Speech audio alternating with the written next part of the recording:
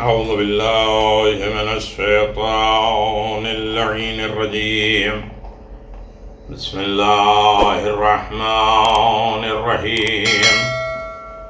الحمد لله رب العالمين، والصلاة والسلام على نبي الكريم وعلى آله الطيبين الطاهرين المعصومين المنتجبين، واللعنة الله على أعدائهم من الآن إلى قيام يوم الدين. آمين يا رب العالمين. أما بعد، فقد قال الله تبارك وتعالى في محكم كتابه المبين وهو أصدق الصادقين وقوله الحق. بسم الله الرحمن الرحيم. يا أيها الذين آمنوا كتب عليكم الصيام كما كتب على الذين من قبلكم لعلكم تتقون. صدق الله العلي العظيم وصدق رسوله النبي الكريم. سامعین گرامی قدر، ناظرین محترم، 30 روزے 30 پیغام آپ حضرات کی خدمت میں جاری و ساری ہے۔ ماہ رمضان المبارک کی یہ 10 دن مغفرت کے چل رہے ہیں۔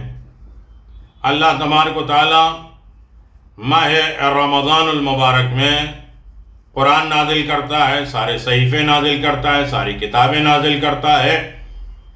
اسی ماہ رمضان کی 12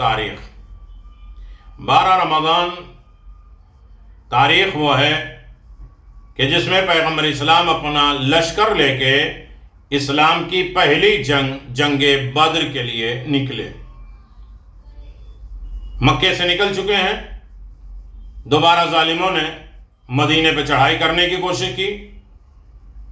ہنگامہ کرا دیا گیا تھا کہ مکے سے پیغمبر اسلام معاذاللہ بہت سے مال اٹھ کے لے کے گئے ہیں، تمہارے مال سے وہ تجارت کر رہے ہیں، لہذا جنگ بدر اسلام کی پہلی جنگ، انشاءاللہ اس پر گفتگو ہوگی 17 رمضان کو۔ تو یہ ایک مناسبت ہے کہ اس وقت پیغمبر اسلام اپنے لشکر کو لے کے نکلے ہیں جنگ بدر کے لیے۔ اور اس کے بعد 12 تاریخ ہے کہ جہاں پیغمبر اسلام صلی اللہ علیہ وآلہ وسلم نے 12 رمضان کو خاص مہاجرین اور انصار کے درمیان ہجرت کے بعد آپ نے کیا ہے، دوسرے کا بھائی بنایا۔ لوگوں نے کہا کہ آپ نے صاحب کا ایک دوسرے کا بھائی بنایا اور علی کو کسی کا بھائی نہیں بنایا۔ تو پیغمبر اسلام نے علی کا ہاتھ اپنے ہاتھ میں رکھا اور آواز دیا، دنیا اور آخرت میں علی میرا بھائی، وصی ہے، جانشین ہے، خلیفہ ہے، بلا فصل ہے۔ یہ 12 رمضان۔ لیکن ہماری گفتگو یہ ہے کہ 30 روزے 30 پیغامات۔ اللہ تبارک و تعالیٰ نے ہمیں یہ دولت دی، 30 روزے اور ایک پیغامات، ہماری زندگی، نصیحت، اچھائیاں، حکم، آرڈر، تقوی کا ایک زینہ، منزل کمال، ان تمام چیزوں کی طرف ہم گامزن ہیں۔ پیغمبر اسلام صلی اللہ علیہ وسلم نے بھی کہا کہ تقوی تک پہنچنا بہت مشکل ہے، کہ ایک زینہ روزانہ کراس کرو اور اپنے آپ کو چیک بھی کرتے رہو کہ کتنا تقوی آیا۔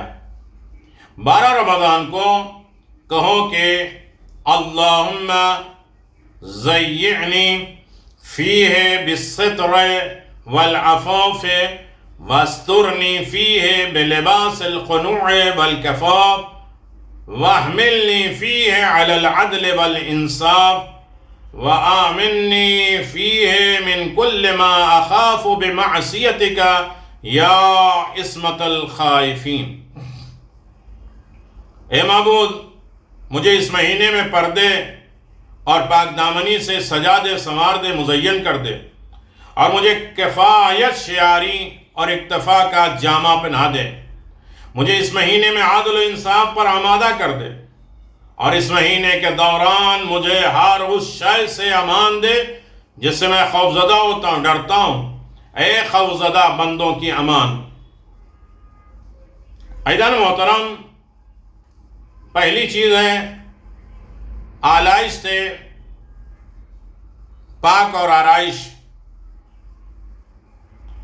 قناعت اور بے نیازی کا پردہ، تیسرے عدل اور انصاف، آفات بلیات سے امن اور امان۔ اتنے پیغامات ہیں جو آج ہمیں کور کرنا ہے، ہمیں اپنے اندر ڈھالنا ہے، تقوی کی ایک منزل پہ آگے بڑھنا ہے۔ اللہم زینی فیہ بالستر والعفاف، حجاب، پردہ، یعنی لوگوں کے گناہوں کی پردہ پوشی کرو، عام نہ کرو۔ ایک گناہ ایک غلطی ہے 10 مرتبہ بیان کیا جا رہا ہے، یہ بس دوسروں کی ٹو میں لگے ہیں، دوسروں کی برائیاں نکالنے میں، دوسروں کے نقص اور عیب میں لگے ہیں۔ ہم یہ چاہتے ہیں کہ ہمارا کوئی عیب نہ دیکھے، نہ سنے، نہ جانے۔ گناہوں کی پردہ پوشی، چھپانا، اسے مخفی کرنا خوش قسمتی ہے۔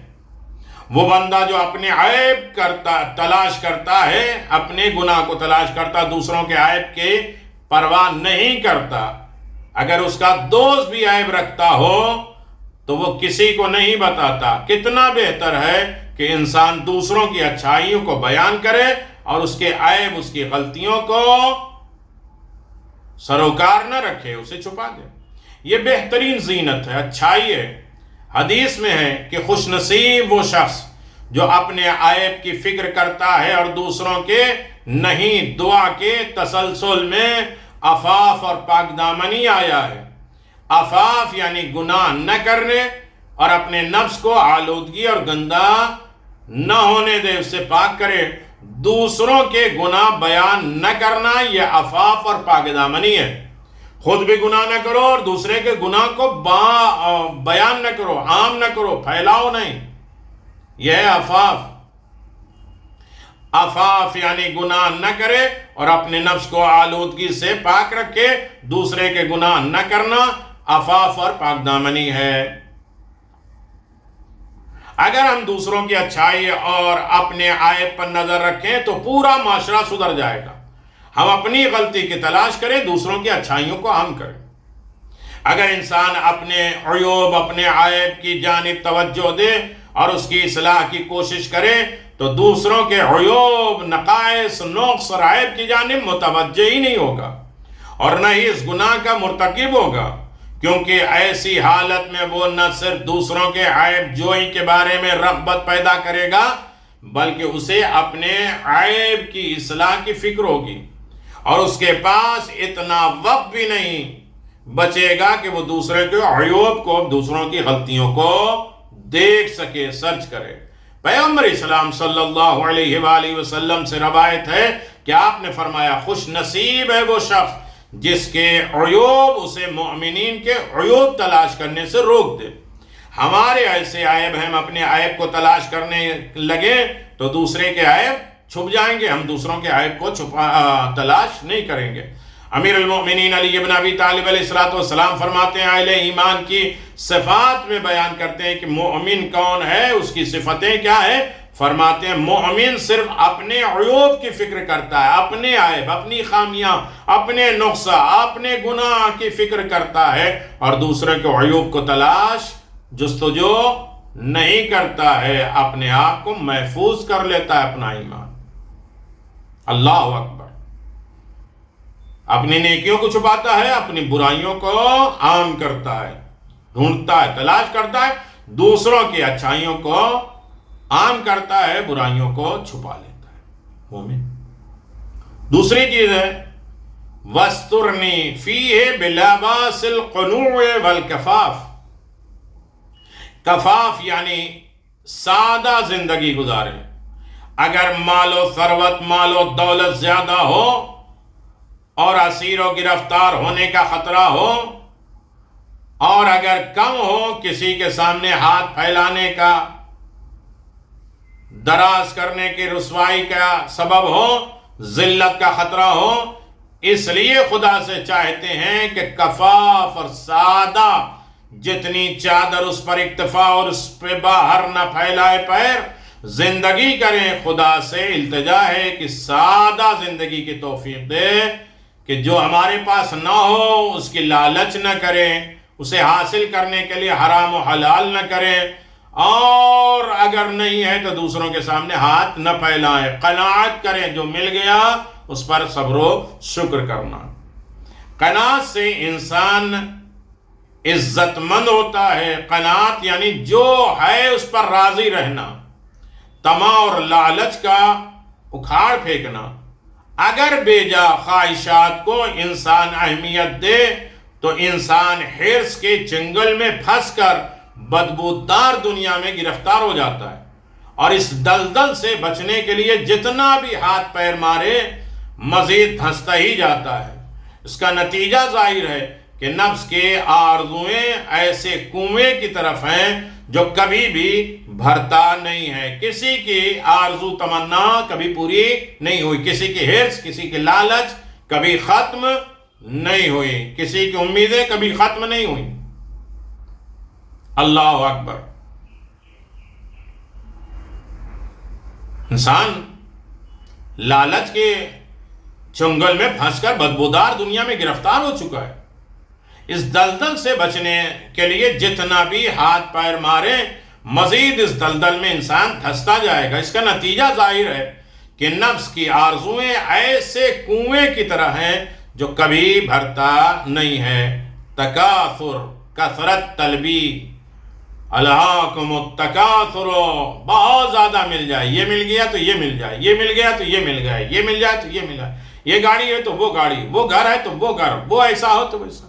کبھی کثرت طلبی درد ہے، اور جو بشریت کے لیے ناسور زخم ہے کہ انسان کسی طرح مطمئن نہ ہو، قناعت نہ ہو، اور اس کی تنہا مرہم قناعت ہے۔ ہر بیماری کا علاج قناعت ہے۔ نہ کسی کے سامنے ہاتھ پھیلانا ہوگا، نہ لالچ اور طمع ہوگا، نہ کثرت کے ساتھ کسی چیز کو جمع آوری کے لیے سوچا جائے گا۔ امام جعفر صادق علیہ السلام فرماتے ہیں، من قنع بالمقسوم استراح من الحم والکرب والتعب۔ جو شخص اللہ کی دی ہوئی نعمتوں پر قناعت کر لیتا ہے، صبر و شکر کر لیتا ہے، وہ غم، سختی، تکلیف سے نجات پا جاتا ہے۔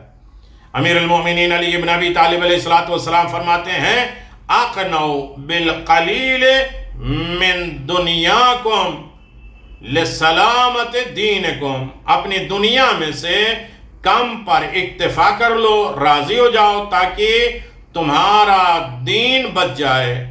جو ہے اس پر راضی ہو جاؤ تاکہ تمہارا دین بچ جائے۔ راضی نہیں ہوگے، اس کو وہ ملا، ہمیں کیوں نہیں ملا؟ ہم سب کے پلیٹیں دیکھتے ہیں، سب کا گھر دیکھتے ہیں، سب کا رہن سہن دیکھتے ہیں، ہمیں دوسروں کا سکون، دکھ، سکھ بہت دکھائی دیتا ہے۔ اگر ہم اس پر قناعت کر لیں تو غم، سختی، تکلیف سے نجات پا جائیں گے۔ امیر المؤمنین علی بن ابی طالب علیہ السلام فرماتے ہیں، اقنعوا بالقلیل من دنیاکم لسلامت دینکم۔ اپنی دنیا میں سے کم پر اکتفا، کم پر راضی ہو جاؤ تاکہ تمہارا دین بچ جائے۔ پھر امیر المومنین فرماتے ہیں، لا عز من قانع، کفایت شعار بڑھ کر کوئی شخص عزت دار نہیں ہے۔ ہم نے اپنی عزت جناب موسیٰ سے پروردگار نے کہا کہ ہم نے عزت کو قناعت میں رکھا ہے۔ لوگ اسے مالداری میں تلاش کرتے ہیں۔ جتنے قناعت ہو گئی، جو مل گیا اس پر صبر و شکر کیا، نہ لالچ کیا، نہ طمع کیا، نہ کثرت کی طرف کیا، نہ دوسرے کی طرف متوجہ ہوئے۔ یہی قناعت ہے، یہی پیغام ہے انسان کی زندگی میں، قناعت شعار ہو۔ تیسری چیز ہے، وَاحْمِلْنِي فِيهِ عَلَى الْعَدْلِ وَالْإِنصَافِ۔ دعا کے سیاق و سباق کے بنا پر عدل کے معنی یہاں زندگی میں میانہ روی کے ہیں، بیلنس لائف۔ جو کوئی اپنی زندگی کے ڈس بیلنس کرتا ہے، افراط و تفریط میں جاتا ہے، وہ خط عدل پر آ جائے۔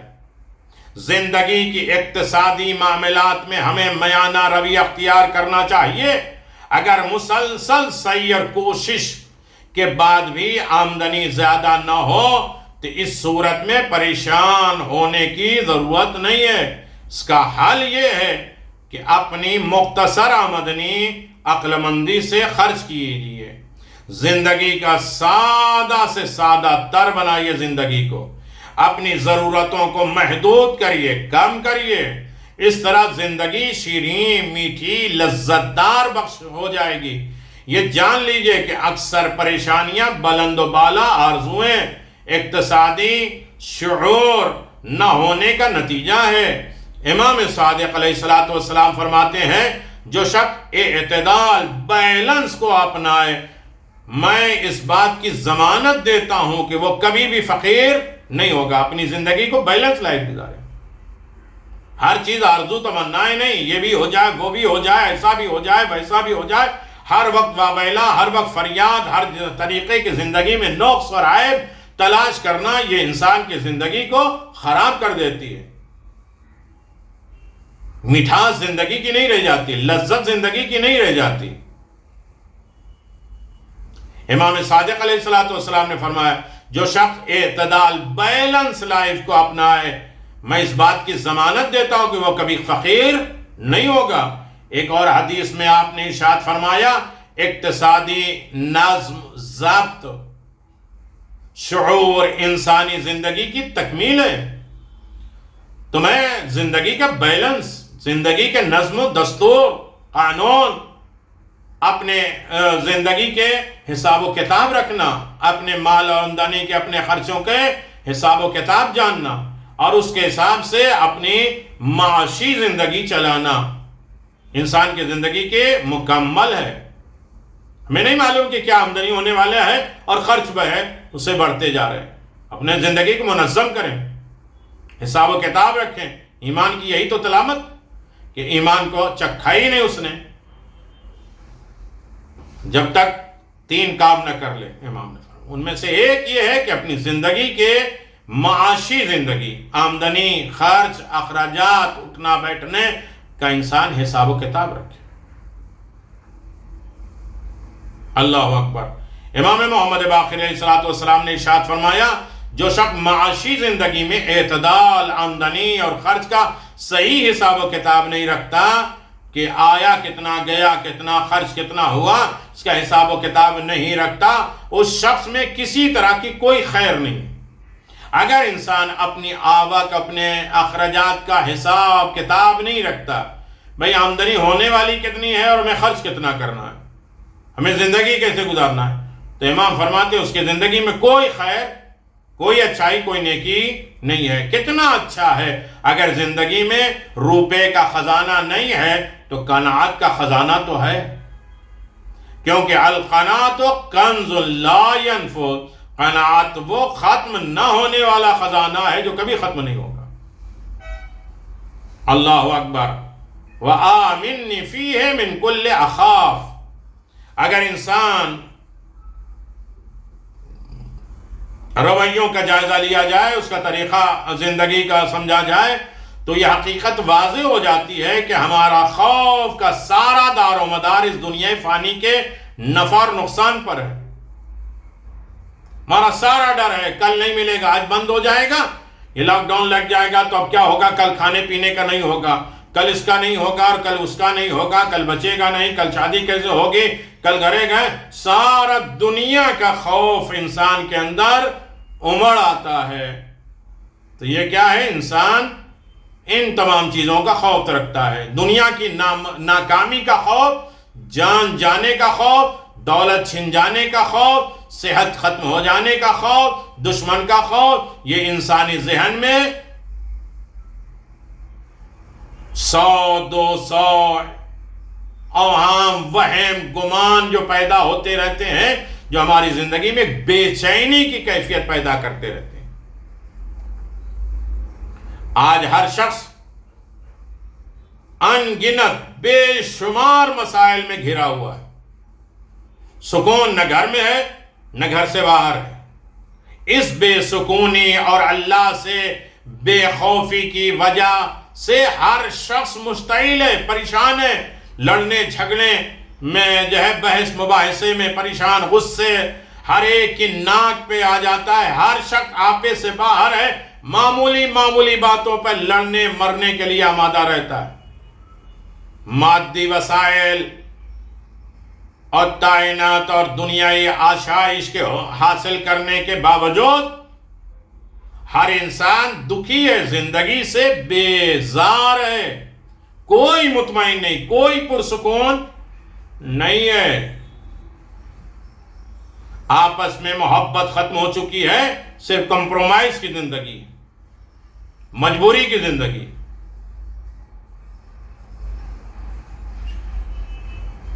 رنجشوں، عداوتوں نے دلوں کو اجاڑ دیا، رشتے کچے دھاگے کی طرح ٹوٹ جاتے ہیں، خاندان بکھر جاتے ہیں۔ آخر یہ ماجرا کیا ہے؟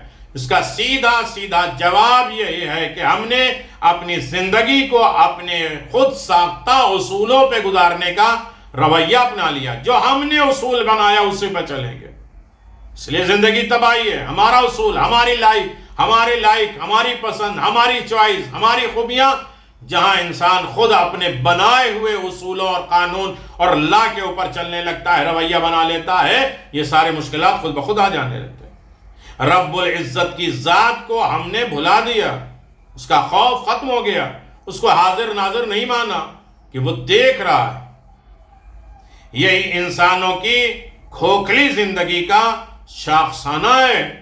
خوف خدا، اللہ کی رحمت کی امید، یہ دونوں شامل حال ہوتے ہیں تو راحت اور اطمینان والی زندگی میسر آ سکتی ہے۔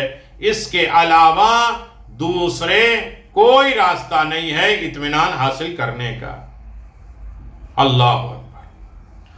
پانچواں مرحلہ اس دعا میں، پانچواں پیغام، بعصمتک یا عصمت الخائفین، عصمت، پاک دامنی، طہارت، حفاظت میں رکھے اسے جو ڈرتا ہے یا خوف رکھتا ہے، اور اس کی بھی حفاظت کرتا ہے، روز متوسل ہوتا ہے، خدا سے توسل کرتا ہے، التجا کرتا ہے، فریاد کرتا ہے، خدایا میرے بارے میں اس دعا کو مستجاب کر لے کہ مجھے پاک دامن بنا دو، ہر طریقے کے بد امنی سے بچائے رکھے، ہر طریقے کی گندگی سے بچائے رہے، غلط سوچ سے بچائے رہے، فتنے فساد سے بچائے رہے، لڑائی جھگڑے سے بچائے رہے۔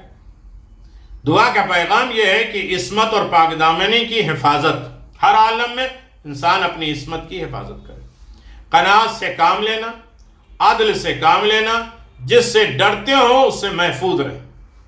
خدا کی بارگاہ میں جانا ہے، حساب و کتاب ہمیں دینا ہے، اس سے ڈرنا ہے تو یہ سوچو کہ وہ سزا بھی دینے والا ہے، حساب بھی لینے والا ہے۔ مختصر اگر پیغام کہا جائے تو پردہ پوشی خدا کی صفات میں سے، وہ خدا سارے عیب کو چھپانے والا ستار العیوب ہے، ایک اچھی صفت ہے پروردگار کی۔ خدا نے ہمیں بھی اس کی دعوت دی ہے کہ تم بھی دوسروں کے عیوب کو چھپاؤ تاکہ تمہارے عیب چھپے رہیں۔ تم دوسرے کو عیوب کو ظاہر کرو گے، جس طرح تم دوسروں کے رنجشیں اور عداوتیں اور فتنے کی باتیں کرتے ہو، لوگ بھی تمہارے بارے میں ویسے ہی کرتے ہوں گے۔ تم جس طرح غیبت کرتے ہو اور غیبت کو غیبت کا نام نہیں دیتے ہو تو تمہارے بھی ایسی غیبت ہوتی جا رہی ہے۔ امیر المؤمنین علی بن ابی طالب علیہ السلام فرماتے ہیں، توبہ لمن شغلہ عیبہ عن عیوب الناس، کتنا خوشبخت، کتنا کامیاب، کتنا عظیم وہ ہے وہ شخص جو اپنے ہی عیوب پر نظر رکھتا ہے، اپنے ہی غلطیوں پر، اپنی کوتاہیوں پر، اپنے نقص اور عیب کو دیکھتا رہتا ہے، دوسرے کو عیوب سے اسے کوئی پرواہ نہیں ہے۔ وہ انسان مطمئن ہوتا ہے جو دوسروں کو عیوب کو، صرف عیبوں کو، برائیوں کو، نقص اور عیب کو تلاش کرتا ہے اور اپنے کو بھول جاتا ہے، وہ ہر جگہ بے چین رہتا ہے، اطمینان اسے نہیں رہتا۔ یہ حسد کی ایک علامت ہے، اور حسد کی علامت 56 ہے۔ انسان پڑھے تو لگتا ہی کہ ہاں ہے ہمارے اندر۔ تو ہمیں اپنے عیب کو دیکھنا ہے، دوسروں کی اچھائیوں کو دیکھنا ہے۔ یہ ایک پیغام ہے، اور یہ پیغام تقوی کی طرف ہمیں لے کے جا رہے ہیں۔ 30 روزے 30 پیغام آپ ملاحظہ فرما رہے ہیں۔ اللہ اسے ہمیں صحیح طریقے سے پہنچانے کی توفیق عطا فرما، اور اس پر عمل کرنے کی توفیق عطا فرما، اور لوگ بھی اس کی طرف متوجہ ہوں۔ ہر فتنے اور عیب سے ہمیں منزہ فرما، اور دنیا کی تمام یہ بیماریاں، خرابیوں کو دور فرما۔ ہمیں اپنے مرحومین، اپنے زندہ، اپنے تمام چیزوں کا، اپنے جسم کا، اپنے مال کا، اپنی روح کا خیال رکھنے کی توفیق عنایت فرما، روضہ مقدسہ کی زیارت نصیب فرما، اور ہم سب کو امام زمان کے مطیع فرما برداروں میں شمار ہونے کی توفیق عطا فرما، اور ان کے لائق بننے کی توفیق عطا فرما۔ اللہم عجل لولیک الفرج، ایک علمدار، ایک رہبر، ایک قائد آ رہا ہے، ہم زمین ہموار کریں کہ امام آنے والے ہیں اور کس طریقے سے ہمیں ان کے سامنے پیش ہونا ہے۔ والسلام علیکم ورحمۃ اللہ وبرکاتہ۔ السلام علیکم ائمة الہدی ورحمۃ اللہ وبرکاتہ۔ استودعکم اللہ وأقرأ عليكم السلام۔ آمنا بالله وبالرسول وبما جئتم به ودللتم عليه، اللهم فاكتبنا مع الشاهدين۔